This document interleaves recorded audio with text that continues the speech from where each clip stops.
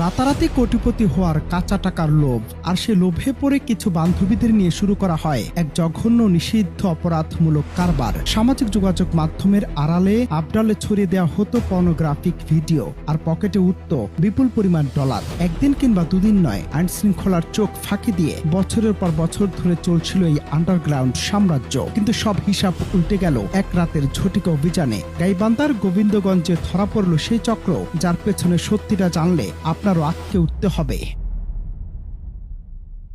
ঘটনাটি গাইবান্ধার গোবিন্দগঞ্জ পৌর এলাকার হীরকপাড়ার একটি বাসা ভাড়া নিয়ে দিনের পর দিন চলে আসছিল এই অসামাজিক ও পর্নোগ্রাফি তৈরির আখড়া। তবে শেষ রক্ষা হয়নি। গোপন সংবাদের ভিত্তিতে গোবিন্দগঞ্জ থানা পুলিশ হানা দেয় সেই আস্তানায়। হাতে নাতে গ্রেফতার করা হয় চক্রের মূল হোতা সহ 4 জনকে, যার মধ্যে রয়েছে মামুনি আক্তার, রাকিবুল হাসান রাকিব, রোজিনা খাতুন সাথী এবং মামুনুর রশিদ। একই সাথে উদ্ধার করা হয় ভিডিও তৈরি ও ইন্টারনেটে ছড়ানোর কাজে ব্যবহৃত বিপুল পরিমাণ ডিজিটাল ডিভাইস।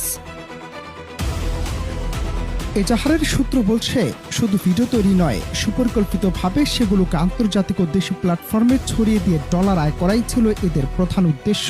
আপাত দৃষ্টিতে সাধারণ জীবনযাপন করলেও আড়ালে এরা গড়ে তুলেছিল এক বিশাল অপরাধের জাল। কিন্তু পুলিশের সেই সময় উপযোগী পদক্ষেপে মুহূর্তে তাসের ঘরের মতো ভেঙে পড়ল তাদের এই কোটিপতি হওয়ার স্বপ্ন। ইতিমধ্যে অভিযুক্তদের বিরুদ্ধে পর্নোগ্রাফি নিয়ন্ত্রণ আইনে কঠোর মামলা দায়ের করে আইনি প্রক্রিয়া শুরু করেছে পুলিশ।